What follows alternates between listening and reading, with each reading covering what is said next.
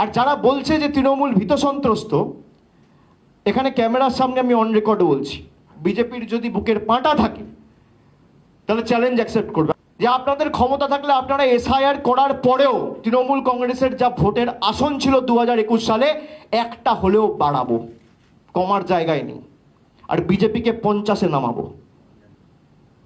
ক্ষমতা থাকলে challenge accept করুন। হাইকোর্টে এক গালে থাপ্পড় মেরেছে, সুপ্রিম কোর্ট আর এক গালে থাপ্পড় মেরেছে। যদি আসন সংখ্যা বাড়ে এসআইআর হওয়ার পরেও আপনারা যত ক্ষমতা আছে প্রয়োগ করুন, যত বল আছে।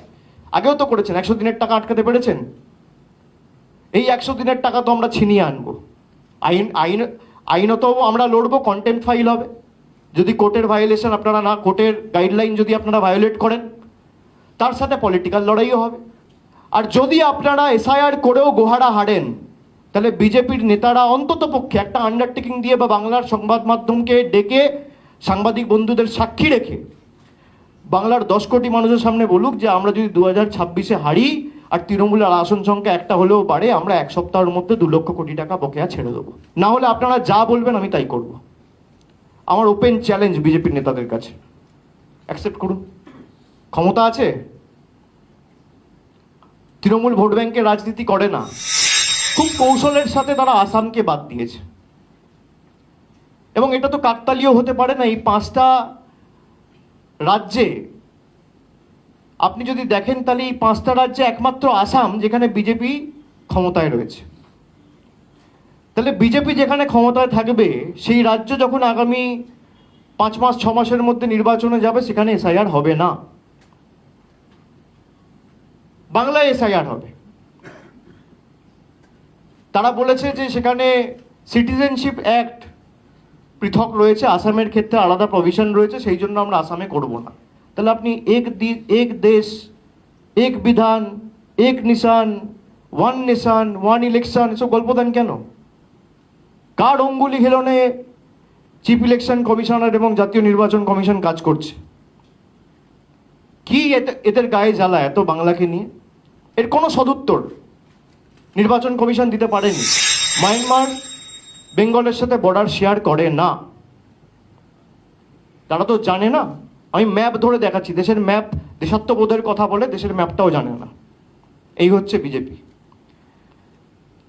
মায়ানমারের সাথে যারা বর্ডার শেয়ার করছে, মিজোরাম, মণিপুর, নাগাল্যান্ড, অরুণাচল প্রদেশ, যাদেরকে তথাকথিত রোহিঙ্গা বলা হয়, সেই রোহিঙ্গা যদি প্রবেশ করে দেশে, তাহলে হয় মিজোরাম দিয়ে করবে, নইলে মণিপুর দিয়ে করবে, নইলে নাগাল্যান্ড দিয়ে করবে, না হলে অরুণাচল প্রদেশ দিয়ে করবে। 4টে রাজ্যের মধ্যে একটা রাজ্যেও এসআইআর হচ্ছে না। তাহলে নির্বাচন কমিশনের উদ্দেশ্য লক্ষ্য কি? আমার প্রশ্ন। যেটাকে স্পেশাল ইন্টেন্সিভ রিভিশন বলা হচ্ছে, সেটা অ্যাকচুয়ালি রিভিশন নয়, সেটা এক্সক্লুশন করে কি করে মানুষকে ভোটার তালিকা থেকে বাদ দিয়ে মানুষের ভোটাধিকার খর্ব করে মানুষকে তার মৌলিক অধিকার থেকে বঞ্চিত করা যায়, সেটাই এদের একমাত্র উদ্দেশ্য এবং লক্ষ্য। আগে মানুষ ভোট দিয়ে দেশের সরকার নির্বাচিত করত, এখন দেশের সরকার কে ভোট দেবে তাদের নির্বাচিত করছে, তাদের সিলেক্ট করছে। এই ভোটার লিস্ট যদি ত্রুটিযুক্ত হয়, কেন্দ্রীয় সরকারের প্রথম দায়, দায়িত্ব, কর্তব্য, বাংলায় একটা কথা আছে, আপনি আচরি ধর্ম। অন্যকে জ্ঞান না দিয়ে প্রথমে লোকসভা ডিসলভ করে আপনি ভোটে যান। আমরা তো ভোট থেকে পালিয়ে যাচ্ছি না। 2002 সালে যে এসআইআরটা হয়েছিল, তারা যেটাকে বেঞ্চমার্ক হিসেবে ধরছে, 2002 সালে যখন হয়েছিল তখন সময় লেগেছিল 2 বছর।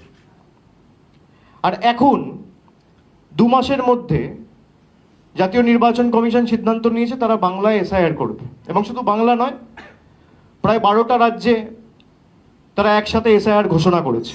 এদের উদ্দেশ্য লক্ষ্য একটাই, বাংলাকে অপমান করা, বাঙালিকে বাংলাদেশি বলে আখ্যায়িত করা, বাংলা ভাষাকে ব্যঙ্গবিদ্রুপ করা।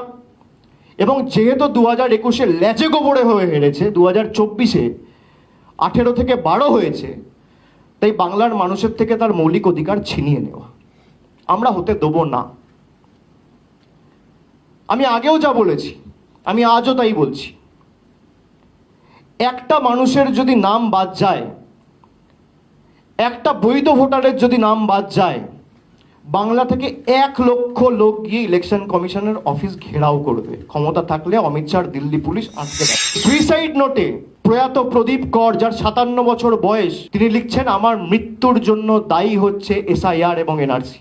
আর কত রক্ত চান জ্ঞানেশ কুমার? আর কত রক্ত চান অমিত শাহ? এত ঔদ্ধত্য, এত অহংকার, মানুষের প্রাণ, এদের তো কোনো যায় আসে না। মানুষের প্রাণের তো এদের কাছে কোনো দাম নেই। আজকে যে প্রদীপ কর মারা গেল, তার বদলা রাজনৈতিকভাবে ভোটের মাধ্যমে বাংলার মানুষ দেবে। এই মৃত্যুর জন্য দায়ী অমিত শাহ, এই মৃত্যুর জন্য দায়ী জ্ঞানেশ কুমার। তাদের নামে এফআইআর হওয়া উচিত। তিনি যখন নিজে সুইসাইড নোটে লিখে যাচ্ছে আমার মৃত্যুর জন্য দায়ী এসআইআর এবং এনআরসি করছে অমিত শাহ, করার পরিকল্পনা করেছিল অমিত শাহ, এসআইআর করার চক্রান্ত করেছে জ্ঞানেশ কুমার, এবং তিনিও অমিত শাহর সহকর্মী ছিলেন 6 মাস আগে। নির্বাচন যখন এসআইআর হয়েছিল তখন 2 বছর সময় লেগেছিল। আপনার কাছে কি জাদুকাঠি আছে আপনি 2 মাসে 10 কোটি লোককে বাড়ি বাড়ি গিয়ে ভেরিফাই করে দেখবেন? বিজেপি বলছে তৃণমূল ভীত সন্ত্রস্ত, এসআইআর হলে তৃণমূলের ভোট ব্যাংক ধসে যাবে, তৃণমূল হেরে যাবে। আজকে তারিখটা লিখে রাখুন, আমি তারিখ দিয়ে আপনাদের সামনে বলে, এখানে প্রায় 50টার বেশি ক্যামেরা রয়েছে। বিজেপির ক্ষমতা থাকলে চ্যালেঞ্জ অ্যাকসেপ্ট করবে। আপনি এসআইআর কত ক্ষমতা আছে আপনি করুন, আর আমরাও আপনাকে চ্যালেঞ্জ করছি, একটা লোকের যদি নাম বৈধ ভোটারের বাদ যায়, বাংলার ক্ষমতা কি দিল্লিতে 2023 সালের অক্টোবর মাসের ট্রেলার দেখিয়েছিলাম। আগামী দিনে আপনাদের পুরো সিনেমাটা দেখাবো। বাংলা, গুজরাট, মধ্যপ্রদেশ এক না। আর যারা বলছে যে তৃণমূল ভীত সন্ত্রস্ত, এখানে ক্যামেরার সামনে আমি অন রেকর্ড বলছি, বিজেপির যদি বুকের পাঁটা থাকে তাহলে চ্যালেঞ্জ অ্যাকসেপ্ট করবে যে আপনাদের ক্ষমতা থাকলে আপনারা এসআইআর করার পরেও তৃণমূল কংগ্রেসের যা ভোটের আসন ছিল 2021 সালে, একটা হলেও বাড়াবো, কমার জায়গায় নেই, আর বিজেপিকে 50-এ নামাবো। ক্ষমতা থাকলে চ্যালেঞ্জ অ্যাকসেপ্ট করুন।